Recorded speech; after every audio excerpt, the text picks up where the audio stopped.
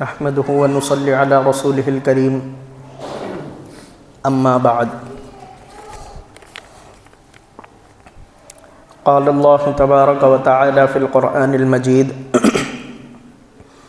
أعوذ بالله من الشيطان الرجيم بسم الله الرحمن الرحيم إن يأجوج ومأجوج مفسدون في الأرض فهل نجعل لك خرجا على أن تجعل بيننا وبينهم سدا صدق اللہ العظیم۔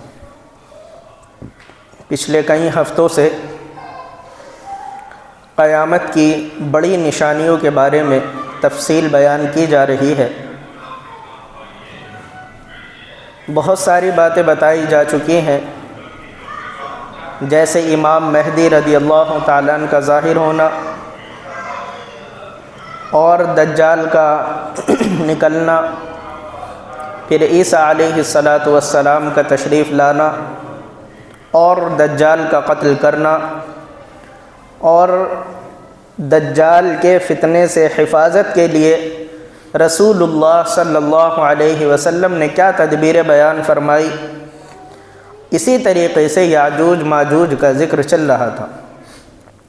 پچھلے ہفتے یاجوج ماجوج کے بارے میں مختصراً یہ بات بتائی گئی تھی کہ یاجوج ماجوج اللہ رب العزت کی پیدا کی ہوئی ایک قوم ہے۔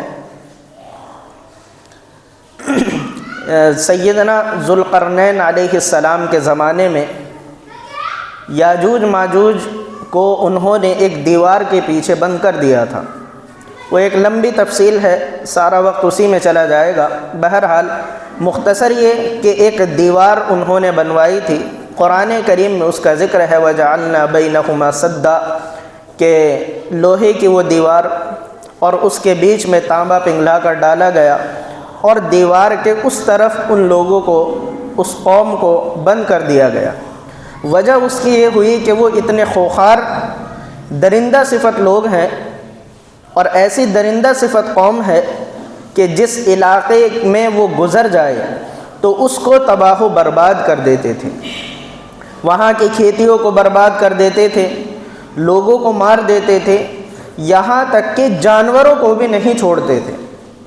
لوگ ان سے بڑے پریشان ہوئے۔ اس وقت کے سب سے بڑے بادشاہ ذوالقرنین علیہ السلام تھے۔ یہ ایک معلومات کے لیے آپ کو بات بتائی جا رہی ہے، 4 بادشاہ ایسے گزرے ہیں جنہوں نے پوری دنیا پر حکومت کی ہے۔ 4 بادشاہ ایسے پوری تاریخ میں اب تک گزرے ہیں۔ دو تو ان میں سے مسلمان ہیں اور 2 ان میں سے کافر ہیں۔ مسلمان بادشاہوں میں ایک تو ہیں سیدنا سلیمان علیہ السلام، پوری دنیا پر حکومت کی ہے، اور دوسرے یہ ہیں جن کا ذکر سورہ کہف میں ہے وَيَسْأَلُونَكَ عَنْ ذِي الْقَرْنَيْنِ، ذوالقرنین بادشاہ، انہوں نے بھی پوری دنیا پر حکومت کی ہے، پوری دنیا پر حکومت کی ہے۔ اور کافر جو بادشاہ ہیں 2، ان میں سے ایک تو ہے نمرود جو ابراہیم علیہ السلام کے زمانے میں تھا، اور ایک ہے بخت نصر، یہ بھی ایسا بادشاہ گزرا ہے کہ پوری دنیا پر حکومت کی ہے۔ بہرحال ذوالقرنین علیہ السلام کا زمانہ تھا، ان کے زمانے میں یاجوج ماجوج کا جو فساد تھا، لوگوں نے شکایت کی کہ آپ اتنے بڑے بادشاہ ہیں، ان سے ہماری محفوظ ہونے کی کچھ تدبیر کیجئے۔ تو انہوں نے وہ دیوار بنا دی تھی اور بنوائی تھی، اور اس کے پیچھے یاجوج ماجوج کو بند کر دیا تھا۔ رسول اللہ صلی اللہ علیہ وسلم کے احادیث سے یہ بات معلوم ہوتی ہے، آپ نے فرمایا قیامت جب قریب آئے گی تو اللہ تعالیٰ اس دیوار کے ٹوٹنے کا انتظام فرمائیں گے۔ وہ دیوار سے پھلانگ کر یا توڑ کر جیسے بھی باہر آئیں گے اور آ کر دنیا میں فساد مچائیں گے۔ کیسا فساد مچائیں گے؟ روایات میں لکھا ہے کہ یاجوج ماجوج جب فساد مچائیں گے، وہی جو پہلے وہ کرتے تھے وہی اس مرتبہ بھی کریں گے۔ پوری دنیا میں پھیل جائیں گے، پوری دنیا میں جتنے انسان ہوں گے ان سب کو چٹ کر دیں گے، جتنے جانور ہوں گے چاہے وہ زہریلے ہوں یا زہریلے نہ ہوں، تمام جانوروں کو ختم کر دیں گے۔ جس دریا پر سے گزر جائیں گے، جس نہر، جس سمندر سے گزر جائیں گے، وہاں کا سارا پانی پی کر ختم کر دیں گے۔ اس طریقے کی تباہی مچائیں گے، لوگوں کے پاس کھانے کے لیے نہیں، پینے کے لیے نہیں ہوگا۔ وہ عیسیٰ علیہ السلام کا زمانہ ہوگا۔ اللہ تعالیٰ عیسیٰ علیہ السلام سے الہام فرمائیں گے کہ اے عیسیٰ، یہ ایسی قوم ہے تم ان کا مقابلہ نہیں کر سکتے، لہذا آپ بھی اور اپنے ساتھ تمام ایمان والوں کو لے کر طور پہاڑ پر چلے جائیے۔ تو عیسیٰ علیہ السلام اپنے ساتھیوں کو لے کر طور پہاڑ پر جائیں گے، وہاں ایک غار میں بند ہو جائیں گے اور باہر یہ یاجوج ماجوج کا فتنہ چلتا رہے گا، یہاں تک کہ پوری دنیا سے تمام لوگوں کو، انسانوں کو ختم کر دیں گے، کھیتیوں کو اجاڑ دیں گے، جانوروں کو ختم کر دیں گے۔ ان کو خیال آئے گا کہ اس دنیا کو تو ہم نے ختم کر دیا، اب چلو آسمان والے کو بھی ختم کرتے ہیں، آسمان والے کو بھی ختم کرتے ہیں۔ یہ غرور ان کو اس لیے ہوگا کہ ان کی تعداد بہت زیادہ ہوگی، بہت زیادہ ہوگی۔ کتنی ہوگی ان کی تعداد یہ بھی روایات سے معلوم ہوتا ہے۔ رسول اللہ صلی اللہ علیہ وسلم نے یہ حدیث ارشاد فرمائی کہ قیامت کے دن اللہ تعالیٰ آدم علیہ السلام سے فرمائیں گے کہ آدم، یہ جو آپ کی اولاد ہے ان میں سے جنتی لوگوں کو الگ کر لیجئے اور جہنمی لوگوں کو الگ کر لیجئے۔ آدم علیہ السلام فرمائیں گے اللہ مجھے تو معلوم نہیں کون جنتی ہے کون جہنمی ہے، تو کیسے ان کو الگ کروں؟ اللہ تعالیٰ فرمائیں گے کہ نشاندہی ہم کر رہے ہیں، آپ کی جو اولاد ہے ان میں سے ایک آدمی جنتی ہے اور 999 جہنمی ہے۔ یہ رسول اللہ صلی اللہ علیہ وسلم نے حدیث ارشاد فرمائی، آپ کی یہ جو اولاد ہے جتنی بھی ہے، ایک آدمی جنتی، اس کو جنت میں بھیجیے، باقی 999 جہنمی ہے۔ یہ حدیث رسول اللہ صلی اللہ علیہ وسلم نے ارشاد فرمائی، صحابہ گھبرا گئے، اللہ کے رسول ایک آدمی جنتی اور 999 جہنمی، ہم کیسے بچیں گے؟ ہمارا کیا ہوگا؟ صحابہ گھبرا گئے۔ رسول اللہ صلی اللہ علیہ وسلم نے ان کو تسلی دیتے ہوئے فرمایا کہ تم گھبراؤ مت، اس لیے کہ وہ ایک آدمی جو جنتی ہوگا وہ تم میں سے ہوگا، اور جو 999 جہنمی ہوں گے وہ یاجوج ماجوج میں سے ہوں گے۔ ایک آدمی جو جنتی ہوگا وہ تم میں سے ہوگا، اور 999 جو جہنمی ہوں گے وہ یاجوج ماجوج ہوں گے۔ اندازہ لگائیں آدم علیہ السلام سے لے کر قیامت تک آنے والے جو انسان ہیں ان سب کو ملا کر 1000 گنا زیادہ ہوں گے یاجوج ماجوج۔ اتنی تعداد ان کی ہوگی، ان کو اپنے اوپر فخر اور غرور ہو جائے گا، کہیں گے کہ دنیا والوں کو تو نمٹا دیا، اب چلو آسمان والے کا بھی نمبر لیتے ہیں۔ روایات میں لکھا ہے کہ وہ کوشش کریں گے آسمان کی مخلوق اور اللہ رب العزت کی طرف متوجہ ہونے کی، اور ان کو آسمان کی مخلوق کو مارنے کی کوشش کریں گے، تیر چھوڑیں گے نیچے سے اوپر کی طرف۔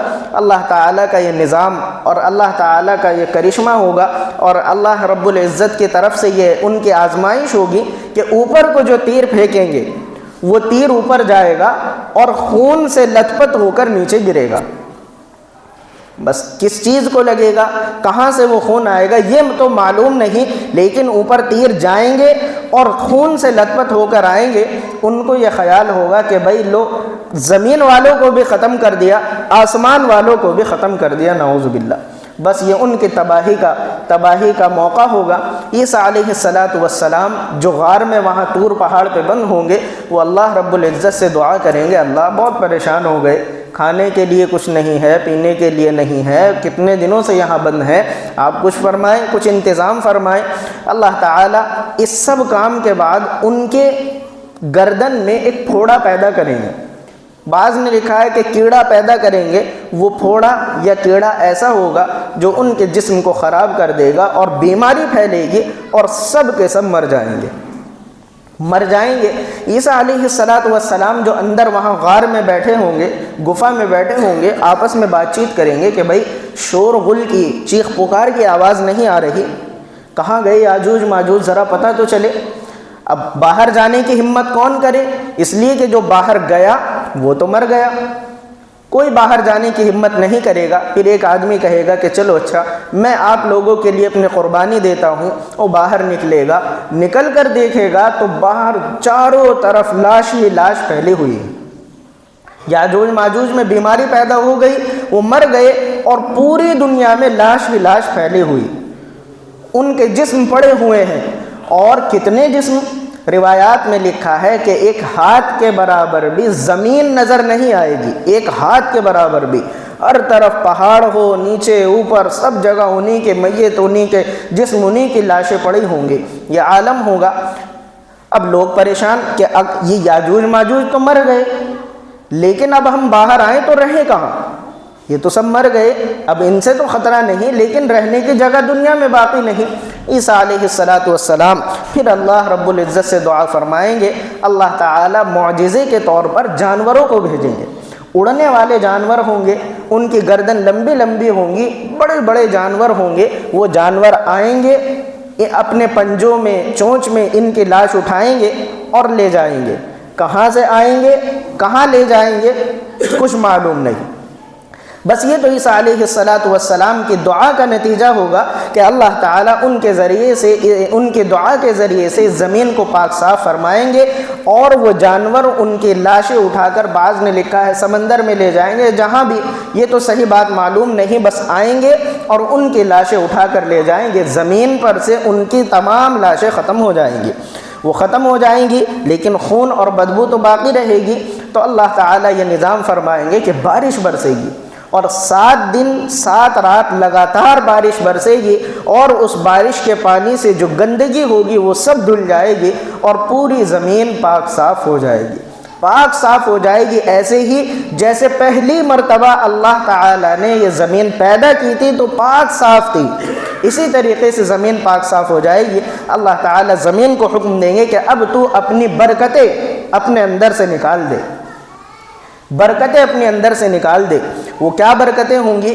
لکھا ہے روایات میں یہ بھی کہ زمین اتنی امن اور چین سکون ہو جائے گا زمین پر، اتنا امن چین سکون کہ جو زہریلے جانور ہیں ان کا زہر بھی ختم ہو جائے گا، یعنی اتنا سکون، اطمینان۔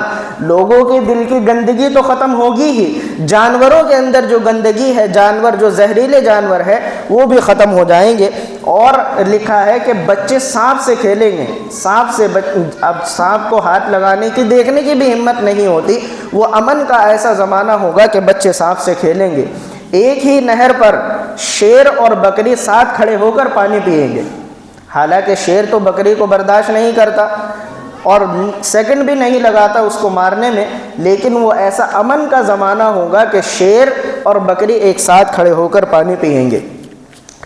رسول اللہ صلی اللہ علیہ وسلم نے فرمایا کہ اتنی برکت ہوگی اس زمانے میں کہ ایک انگور کو ایک خاندان کھا لے گا اور ان کا پیٹ بھر جائے گا۔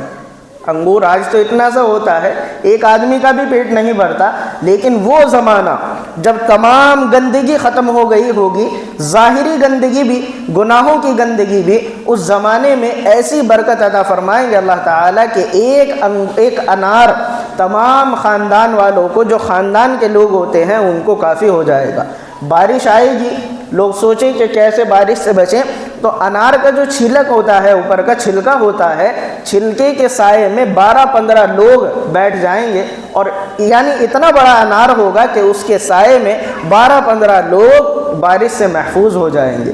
بکریوں کا دودھ اتنا بڑھ جائے گا کہ ایک خاندان ایک بکری کا دودھ پی لے گا۔ یہ اس وقت کی برکتیں ہیں کہ جب اس دنیا سے ظاہری گندگی بھی ختم ہو جائے گی اور دنیا کی گندگی بھی ختم ہو جائے گی، یاجوج ماجوج بھی چلے جائیں گے۔ پھر اس کے بعد دابۃ الارض آئے گا۔ دابۃ الارض یہ ایک جانور ہے۔ کیسا جانور ہے؟ اس کی تفصیل یہ ہے کہ یہ ایسا جانور ہوگا کہ بہت سارے جانوروں کا مجموعہ ہوگا۔